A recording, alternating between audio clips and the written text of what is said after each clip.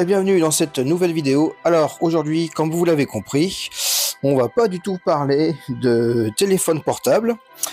Figurez-vous que Xiaomi, qui est un constructeur de tout ce qui est téléphone mobile et puis autres, tout ce qui est aussi appareil électronique, et j'en passe, vient de sortir sa toute première voiture électrique, la Xiaomi SU7.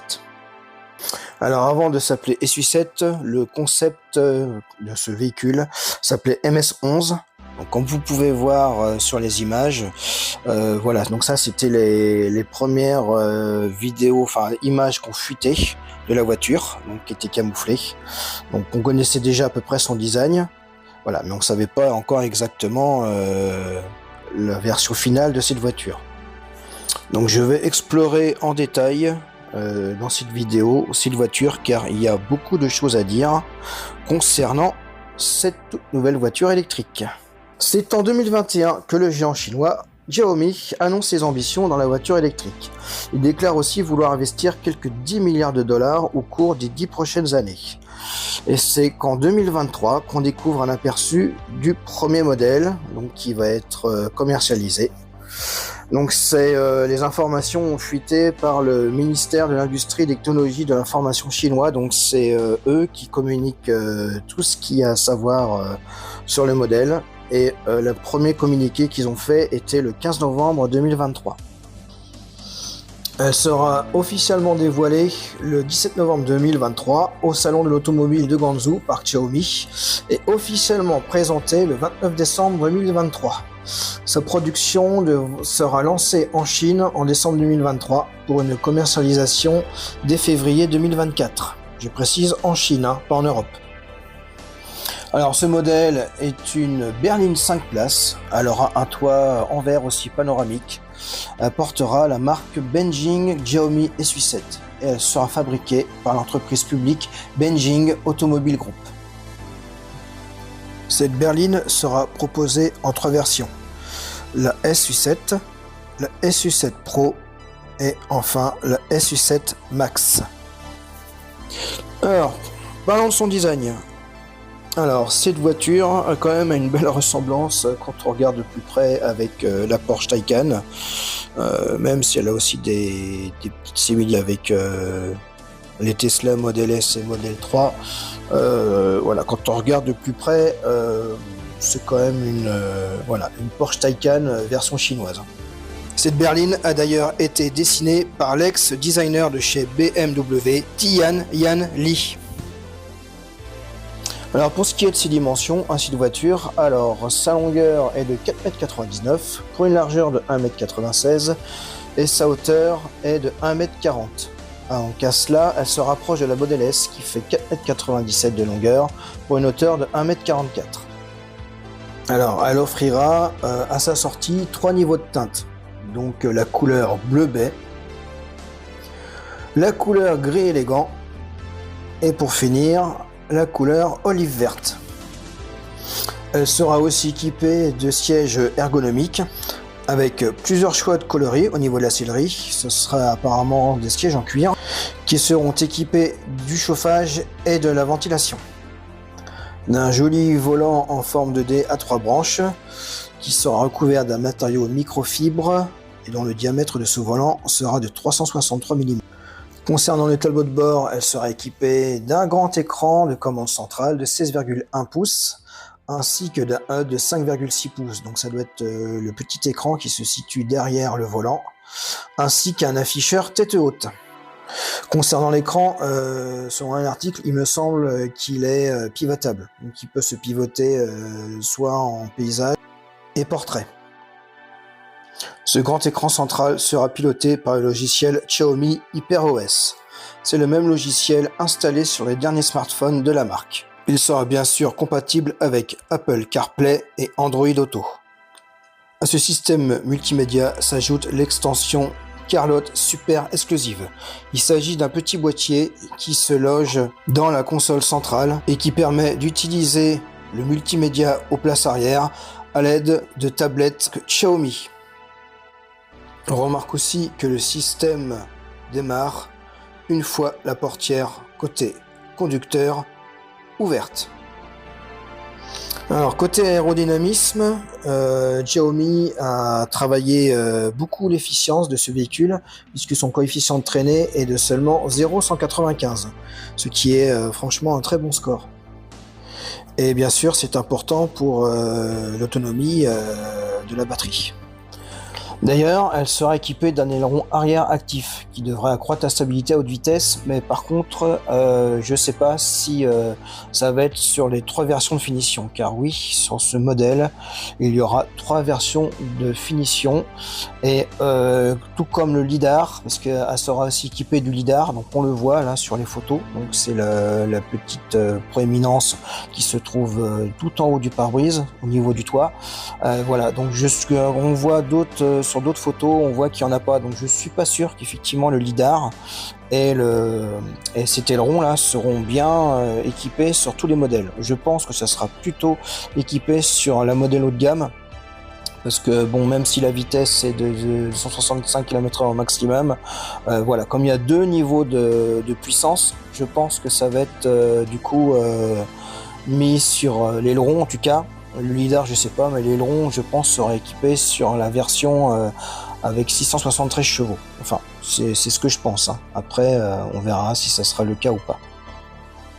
Alors, pour ce qui est de la motorisation, cette voiture va embarquer 2 versions de moteur. Donc la première, ça va être la SU7 RWD qui va faire 220 kW pour 299 chevaux, et la SU7 Max AWD qui va développer quand même une puissance de 495 kW pour 673 chevaux. Franchement, c'est assez impressionnant. Quant à la version haut de gamme, la SU7 Max, elle sera plus musclée. En effet, cette version sera équipée de 2 moteurs avec 495 kW cumulés, soit 673 chevaux de puissance, permettant d'aller de 0 à 200 km/h en 10 secondes 67. Alors Xiaomi leur a donné un nom à ces moteurs. Hein. Donc le premier moteur, c'est le moteur V6. Et le deuxième moteur est V6S, et le moteur haut de gamme s'appellera le V8. Cette voiture est sans aucun doute une sportive, puisqu'elle offre une accélération du 0 à 100 en seulement 2 secondes 78, avec une vitesse de pointe jusqu'à 265 km/h. Alors parlons maintenant du lidar, donc ce système de télémètre laser qui est équipé, alors je pense pas que sur tous les modèles, hein, je pense que c'est sur le modèle haut de gamme, donc du coup c'est un drive assist, hein, tout simplement, hein. Donc du coup il est couplé avec plusieurs caméras, bien sûr, haute définition. Donc ce système s'appelle le Xiaomi Smart Driving, et du coup il est équipé de 2 puces de calcul élevées, Nvidia Drive Aura, avec une puissance combinée de calcul de 508 TeraOps. Donc en utilisation urbaine, ces caméras haute définition ont une portée qui vont jusqu'à 160 mètres, et quand vous passez en haute vitesse, donc, sur la route, la détection de ces caméras, que ce soit avant ou arrière, peut atteindre jusqu'à 250 mètres. Et le système peut décélérer et changer de voie en cas d'urgence jusqu'à 150 mètres devant. Donc il y a quand même une bonne marge de sécurité. Donc comme pour la Tesla, ils ont un système de reconnaissance d'obstacles qui s'appelle Super Résolution, donc du coup qui analyse tout l'environnement autour de la voiture, et ça fait comme chez Tesla au niveau de l'écran. Du coup c'est visualisé sous forme de visualisation 3D, donc comme sur la Tesla. Alors ce système utilise aussi un système de réduction automatique du bruit sous la pluie et la neige. Alors je m'explique, du coup quand vous êtes sur la route avec la voiture et que ça modélise tous les obstacles qui se situent autour d'elle, et ben, en cas de pluie ou de neige, ça permet de réduire l'impact de la modélisation sur l'image, tout simplement. Donc ça va rendre une image plus nette, plus fidèle de la modélisation 3D donc à l'image. Donc ça va rendre vraiment votre obstacle au niveau de l'écran voilà, assez fidèle à ce que la voiture détecte. Du coup voilà, donc ça réduit le bruit en cas de neige et de pluie pour rendre cette image le plus fidèle possible. Alors le lidar, pour ceux qui ne savent pas ce que c'est, donc c'est un système de détection par capteur laser, sous forme de capteur laser, donc qui envoie de la lumière et ce faisceau de lumière, quand il revient, mesure du coup au niveau de la distance. Donc c'est comme ça que fonctionne la voiture avec un lidar. Je vais vous donner un exemple, par exemple les robots intelligents, les robots aspirateurs. Moi le mien il est équipé d'un lidar, donc du coup c'est comme ça qu'il se repère dans l'espace. Dans la maison. Donc là, pour la voiture, c'est la même chose. Donc du coup, voilà, donc elle est équipée de ce lidar et ça lui sert du coup pour la conduite semi-autonome. Alors comme on peut voir sur la vidéo là, on voit la courte vidéo où la voiture est laissée toute seule et donc elle monte dans le parking aérien là et apparemment, d'après ce qu'on voit sur la vidéo, le système semi-autonome est plutôt, franchement, il est plutôt performant. Alors pour ce qui est de l'autonomie de cette voiture, d'après ce que j'ai lu, elle est annoncée à 668 km pour les premières versions, mais d'après les articles que j'ai lus, pour la version haut de gamme, elle va bénéficier d'une batterie d'une capacité de 101 kWh. Donc cette batterie va lui emmener une autonomie pouvant aller jusqu'à 800 km. Alors attention, 800 km, c'est selon les normes, le cycle CLTC, pas WLTP. Mais, oui, puisqu'il y a un mais, selon la plateforme Modena, qui est conçue par Xiaomi, alors apparemment ce ne sera pas pour tout de suite, mais elle pourrait accueillir cette voiture une batterie allant jusqu'à 150 kWh de capacité, et elle offrirait une autonomie qui pourrait atteindre, donc selon les normes chinoises, CLTC, 1260 km d'autonomie, ce qui est énorme.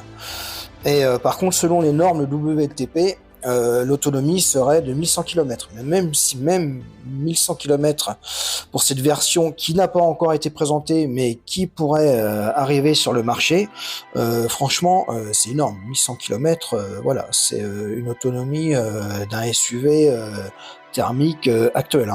Donc franchement, l'autonomie, là, si elle arrive sur le marché, ça serait sur le marché chinois d'abord, mais si voilà, ils développent vraiment une telle batterie, s'ils mettent une telle batterie sur cette voiture, là l'autonomie elle serait plus que correcte.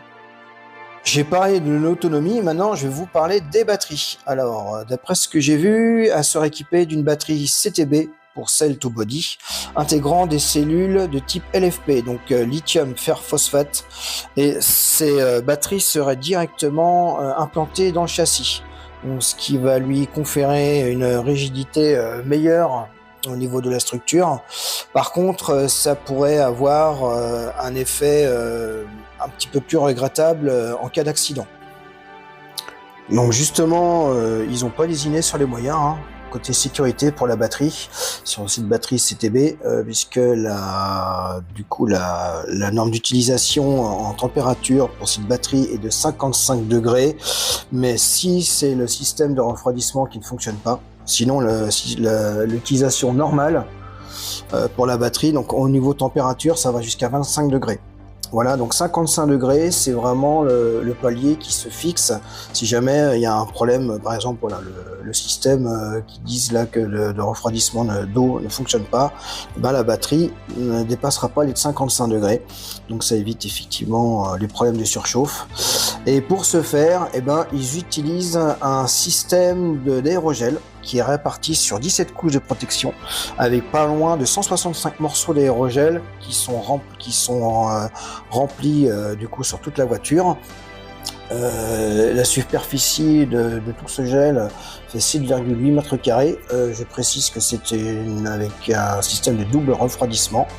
Voilà. Et ce système d'aérogel, cet aérogel peut résister jusqu'à des températures qui vont jusqu'à 1000 degrés. Donc effectivement, là ils ont vraiment mis les bouchées doubles sur la sécurité, sur leur batterie, pour éviter qu'elles prennent feu ou qu'elles explosent.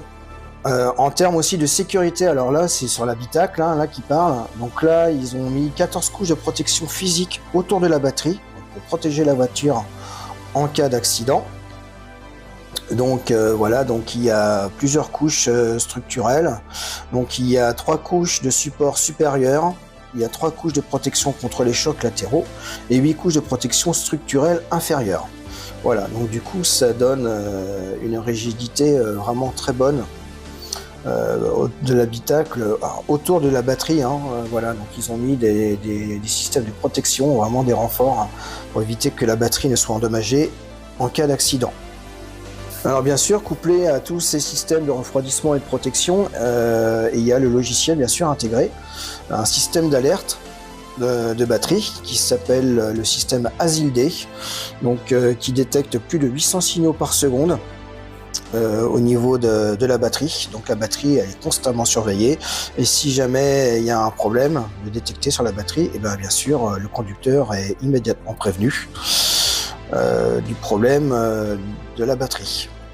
Ce système ASIL-D est directement développé par Xiaomi et son délai d'alerte est rapide, puisque si jamais il y a un problème, le délai de rapidité est de 4 millisecondes en cas d'urgence pour assurer la sécurité de la voiture. Et pour preuve qu'ils prennent vraiment ça au sérieux, ils ont testé leur batterie et ils ont fait pas moins de 1050 tests de sécurité sur leur batterie. Donc eux, d'après leur site, ils estiment que la durée de leur test de fiabilité et de durabilité est 96 fois supérieure à celle de la norme nationale. Donc vous voyez qu'ils ont vraiment pris ce problème de sécurité de batterie très au sérieux chez Xiaomi. Alors parlons de la batterie en elle-même. Du coup, elle se situe dans une plateforme haute tension en carbure de silicium. Cette plateforme est nommée Xiaomi 800V. La batterie, quant à elle, fait 120 mm d'épaisseur, avec batterie plus épaisseur du sol, avec une réduction du faisceau de câble de l'ordre de 91%. Et l'autonomie de cette batterie, annoncée, je crois que je l'ai déjà dit d'ailleurs, annoncée par Xiaomi, donc selon la norme CLTC, donc les normes chinoises, serait de 1200 km voire plus. Donc ce qui est assez élevé. Alors à voir quand même vraiment l'utilisation, voir si vraiment cette batterie a cette capacité d'autonomie. Alors pour ce qui est de la fabrication de cette voiture, alors je parle uniquement de tout ce qui est châssis et carrosserie, pas électronique et tout le reste de la voiture. Et ben ils ont mis au point le Xiaomi super grand moulage sous pression, le Xiaomi hyper casting. Donc c'est un beau bébé qui fait 1050 tonnes pour une superficie de 840 mètres carrés et sa force de serrage de la machine sous pression est de 9100 tonnes. Donc toutes ces pièces sont moulées à partir d'un alliage. Alors l'alliage, franchement je sais pas ce que c'est, mais ils appellent ça l'alliage Xiaomi Titan à haute résistance, haute ténacité. Donc pour ce faire, l'équipe de Xiaomi a coopéré avec des laboratoires nationaux pour développer un système de simulation d'IA multimatériaux auto-développé afin de calculer plus de 10,16 millions de recettes. Alors pour ce qui est du tarif de la Xiaomi SU7, alors le prix n'a pas encore été dévoilé officiellement, mais voilà, ils ont laissé entendre que le prix serait aux alentours de 64 000 €, prix de départ. Donc ça bien sûr c'est le prix en Chine. Voilà, comme la voiture n'est pas encore commercialisée en Europe, on ne peut pas connaître bien sûr le tarif qui sera présenté en Europe. Mais ça c'est le prix en Chine. Voilà, c'est tout pour cette vidéo de la première berline 100% électrique du constructeur Xiaomi. Donc si cette vidéo vous a plu, je vous invite à liker la vidéo. Si elle vous a vraiment plu, je vous invite à vous abonner. Si vraiment vous avez trouvé ça vraiment très bien, je vous invite à activer la cloche des notifications et bien sûr n'oubliez pas de partager cette vidéo. Je vous dis à très bientôt.